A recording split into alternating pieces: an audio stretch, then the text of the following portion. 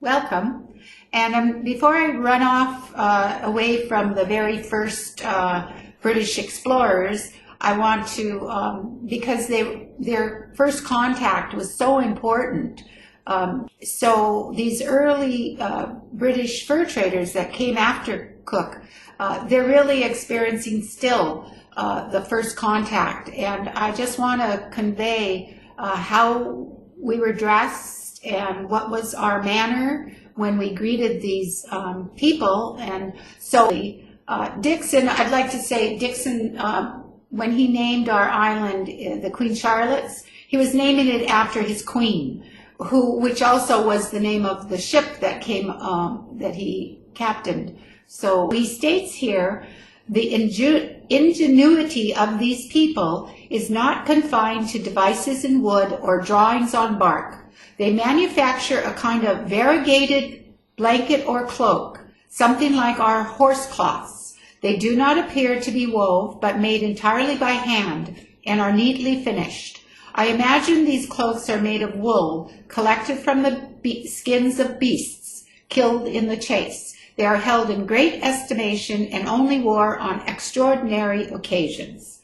So that was Burnsford talking about, I think this paragraph is talking about all of what he saw, the Tlinkits, the Haidas, but he does specifically talk about their experience there in North Island, so I'd like to read that too. A scene now commenced, which absolutely beggars all description, and in which we were so overjoyed that we could scarcely believe the evidence of our senses. There were 10 canoes about the ship, which contained, as nearly as I could estimate, 120 people. Many of these brought most beautiful beaver cloaks, others excellent skins, and in short, none came empty-handed, and the rapidity with which they sold them was a circumstance additionally pleasing. They fairly quarreled with each other about which should sell his cloak first, and some actually threw their furs on board, if nobody was at hand to receive them.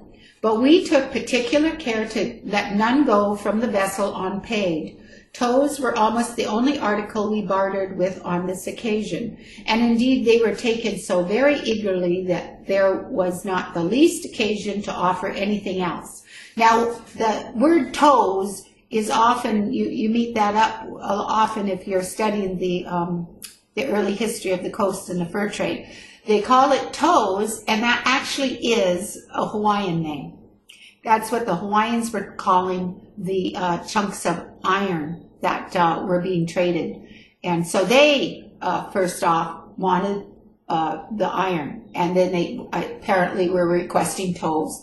So it was a Hawaiian word, and then they brought it into their journals when they were trading with us. So they said, we wanted the toes. So we wanted the iron. And there was not the least occasion to offer anything else. So that first session, they wanted that, the metal. In less than a half an hour, we purchased near 300 beaver skins of an excellent quality. Now the word beaver skins, that might be evidence of a very healthy trade with the mainland, because Haida Gwaii did not have beaver skins. It's also possible that this chronicler was talking about sea beavers, and that's, some people, the English would call the sea otter sea beavers, but the Russians, or no, the Spanish called them nutria. So they came with their own names for this sea otter. A circumstance which greatly raised our spirits and more, as both the plenty of fine furs and the avidity of the natives in parting with them were convincing proofs that no traffic whatever had recently been carried on near this place, and consequently we might expect a continuation of this plentiful commerce. That thou mayest form some idea of the cloaks we purchased here, I shall just observe that they were generally contained 3 good sea otters, one of which is cut into 2 pieces, Afterwards, they are neatly sewn together so as to form a square and are loosely tied about the shoulders with small leather strings fastened on each side. Then another important thing before I leave Colnett and Duncan is that, like I was saying yesterday, they were the first ones that contacted the Simpsian. And because of that, it's important to see what they had said right off the bat about the Simpsians and what they were wearing. So Colnett had a fellow on board. His name was Menzies, and he was a botanist. He actually was a doctor, a surgeon, but he had the hobby of being a botanist, and he must have been quite well respected in his hobby, because he worked with Joseph Banks and in the Kew Gardens there in London, identifying plants of around the world. And Menzies was anxious to get over to the Northwest Coast and see what was happening. I mean, the Northwest Coast was the buzzword. It was newly discovered, so Menzies and Banks went to the Royal Society of Natural Knowledge, and they got permission. Banks got Menzies on Colnett's trading ship. Banks petitioned the King George Company and said, take Menzies and let him collect plants. And so that's what he was mainly on that boat for, with Colnett. So Colnett took Menzies on his ship, and there was another fellow that was a friend of Menzies, and he got his friend on board too, and his name was John Johnstone. And so you see these names in because they produced journals. Another person who was on board Colnett's ship was a Andrew Taylor, and he happened to be the only other Navy officer, so he kept a journal.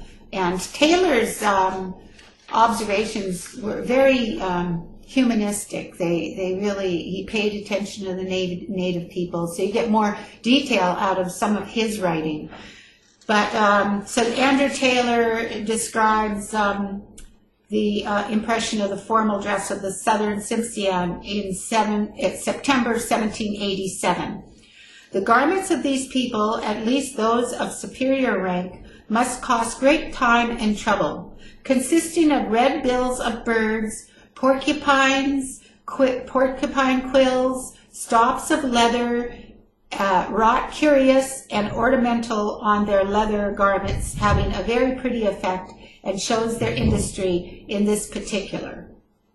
So that was their first sighting with the Simpsians. Hi, I'm going to continue weaving and talking about the early traders. If I was going chronological, I would be now talking about the Americans. But I want to stay with the British, and then we'll go back and speak about the Americans. But so I'll pick up on Vancouver now. So Vancouver came after the Nootka crisis. Remember, we were talking about Colnett getting in jail and getting taken by the Spanish to San Blas and then was released. Well, Vancouver was assigned to come over here and be a diplomat and meet with Bodego Quatra.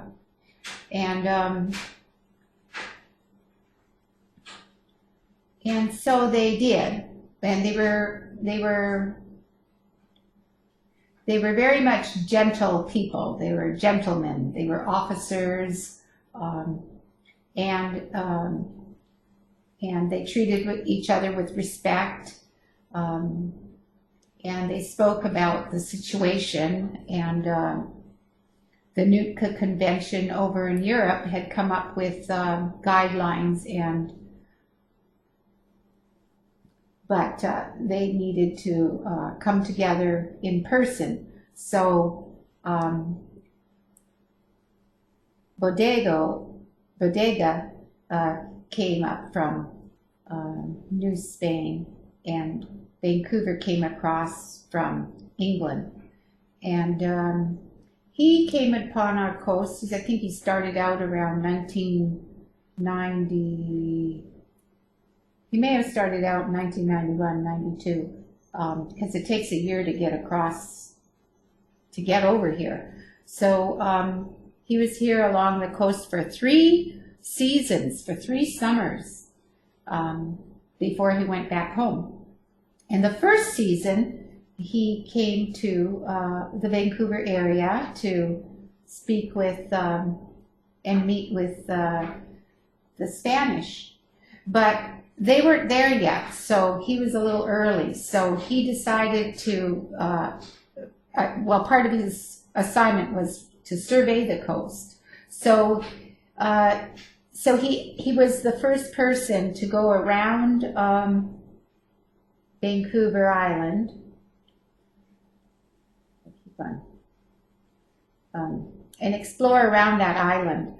There were some Spanish there who were exploring at the same time. They met each other, and from when they met each other, Vancouver found out that Bodega was now in Nootka. So, but he went around the island and is given credit for discovering that the Vancouver Island was an island. So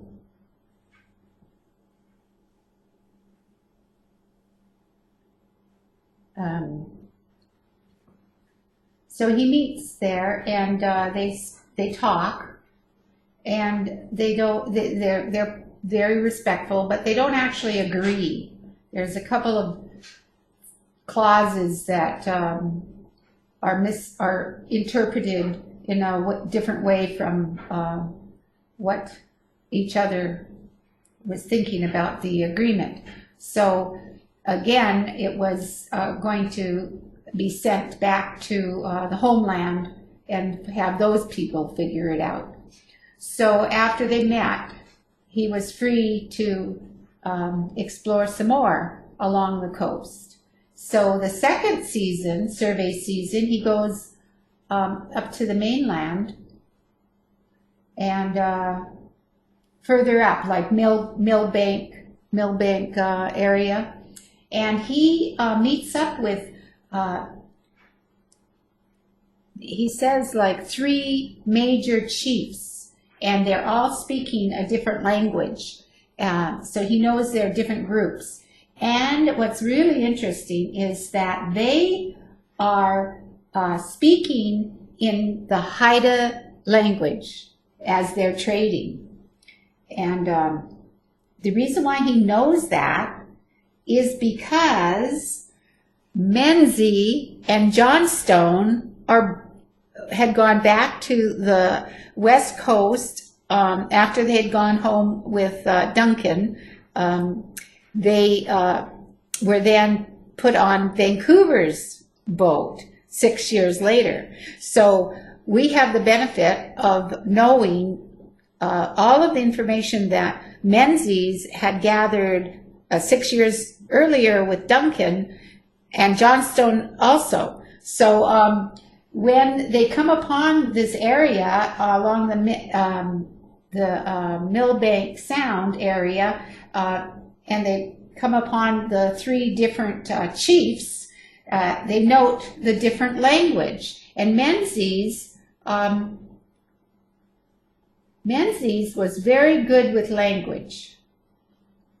So he noticed that that it was the Haida dialect that these people were trading with the mainland people. They were using the Haida language to trade with even the ones that weren't Haida. So, and at this place, they found the people from up in the river, up in the mountain area, brought the white hide. So he saw the mountain goat hide was brought down to be traded with on the coast. and he notes that down. And he is very observant about the use of the fur. The first year, when he was mostly around Vancouver Island, the first season, he comments on the wool, and he comments on the wool dogs. So he speculates that it's the dog fur that these people are using in their garments. And then the very next year, the surveying season, he goes up to this Millbank area, comes upon this area where there were more than a few nations coming together to trade. And they're bringing, the people of the mountains are bringing down the mountain goats. And that's a trade item in this area. And so it's a real interesting cause for me. And I was thrilled to see that. And it's only because of the fact that Menzies and Johnstone were familiar with the language that we get to have more knowledge about the people that gathered there. And so that was really an exciting area for me to read and research, because, like I said, people doubt the Haidas weaving these robes. And here it is. There really is no doubt that the Haidas traded to the mainland with these raw hides, not just trading the garments that were made by the mainland people, but that they traded the raw material. And okay, so I've moved closer so that we can you can see more of what I'm doing on this very end, and how I finish up these the two rows that come separately across, and then they join, and then I put the blues together to form this fringe on this side. So I wanted you to see that. There they are. So this is the first two that I took across, and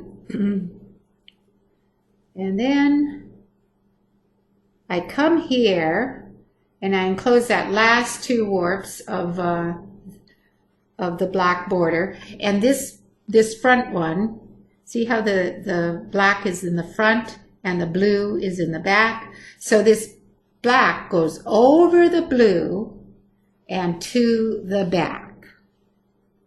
Okay, so then it stays there. Now I pick up this second pair and weave to that area.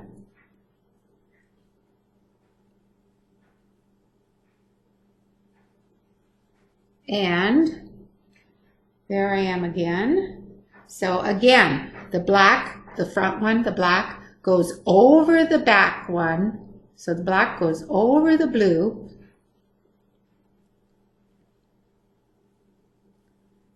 And don't worry if that blue pokes up right there, because you're going to pull on those blue yarns and get them out of there. Eliminate that little blue spot. So you've got the two blues. Now do a couple of twists and then collect, depending on what was happening here. Like this previous row collected 2. So I want to, now I want to just collect the 1. And like I said before on that side, that you really want to keep these blues level with the areas where you're working the yarn as with 2 rows. So now here you come with 1 row and you're a little short. So what I do is I go all the way, collect those side cords, do a naheen turn, go behind the two side cords, split the pair above, and split the pair. Okay, and then do a turn. Don't worry about anything here. then do a turn, and you've leveled it up a bit. Now you did 2 rows with the blue, and it essentially is equal to those 2 rows that you did across the length of your robe. Now, when you come here, you're going to do a knot. Let me get those out of your way. So the knot is, I have extra here, and I'm not going to be wasteful. I'll probably trim these, and then they'll turn out to be the length of yarns I used for the lark's head on the other side. So, okay, so now I do a couple of twists away from me. Then I swing it into a loop, and let's get these blues again away. So I'm twisting away from me, I'm creating a loop, and what it is it's called an overhand knot. So I pull the tails through that loop, and now I pinch and slide that knot to the edge. Vancouver is a very important surveyor and explorer, and he really made some very important comments when it came to observing the people. So I'm gonna take the time and read them to you, and I hope that you're interested. Okay, so remember I was telling you Vancouver noted about the people coming together, that there were more than a few groups, more than a few language groups even, and so I'll read you the passage there. The gentlemen on board did not long remain without being visited by the natives, who seemed to be of 3 different tribes, each having distinct chiefs, named Keyut, Komak, Shula, and Wakush. They seemed all on very friendly and amicable terms with each other, and conducted themselves with the greatest good order on board. The language, it seems, much resembled that of the people on Queen Charlotte Islands, through which some on board were able to make themselves understood. So that's probably Menzies and John Johnstone. Brought for barter the skins of the sea otter and other animals, some of which were purchased with copper and iron. So that came from a voyage of discovery to the North Pacific Ocean around the world. So then he goes on and talks about what they bring. Amongst the skins brought for sale was that of the animal from whence the wool is procured, with which the woolen garments worn by the inhabitants of Northwest America are made. These appeared evidently too large to belong to any animal of the canine race, as we had before supposed. So there's no doubt that that was the mountain goat hide that was brought to this area of trade. So he talks about the canine race, that he had supposed that the previous year in the latitude of 47 degrees, so around the Vancouver area, he had supposed that it was the dog hair. So I went back, and I'd like to read that first year of surveying is when he noted the dogs. And then the second year, he notes that it's the mountain goat wool. So the dogs belonging to this tribe of Indians were numerous and much resembled those of Pomeranian, though in general somewhat larger. They were all shorn as close to the skin as sheep are in England, and so compact were their fleeces that large portions could be lifted up by a corner without causing any separation. They were composed of a mixture of a coarse kind of wool with very fine long hair, capable of being spun into yarn. This gave me reason to believe that their woolen clothing might in part be composed of this material mixed with a finer kind of wool from some other animal, as their garments were all too fine to be manufactured from the coarse coating of the dog alone. The abundance of these garments amongst the few people we met with indicates the animal animal from whence the raw material is procured to be very common in this neighborhood. But as they have no one domesticated excepting the dog, their supply of wool for their clothing can only be obtained by hunting the wild creature that produces it, of which we could not obtain the least information. So that was what he had written the first survey season around the Vancouver Island area, and then he went further north and met this area where people were bringing a mountain goat down from the rivers into the coast. And so George Vancouver, his speculation, many people quote his first speculation about the canine, the dog, and he was right. But he was also right about the mountain goat, because the northern people, we did have dogs and we did use the wool, but in our chief's robes, it was the mountain goat wool. And even the people down south, like he said, they'll use the dog, but they also had mixed it with the mountain goat. So he was very correct in his observations. He speaks about cedar garments that have borders and edges that are woven with the wool. So cedar garments with a small use of wool, and then people who used all of the garments were wool. So our garments, we had beautiful, magnificent robes of mountain goat wool. We had beautiful cedar garments that were embellished with the mountain goat wool, and in with the mountain goat wool was designs. In those cedar garments, they could put the designs. And so there was a little bit of Vancouver and his observations of textiles along the coast. And I hope that you learned a little bit about those, our textiles, and about the explorations. And so thank you so much for your time and your attention. Hawa.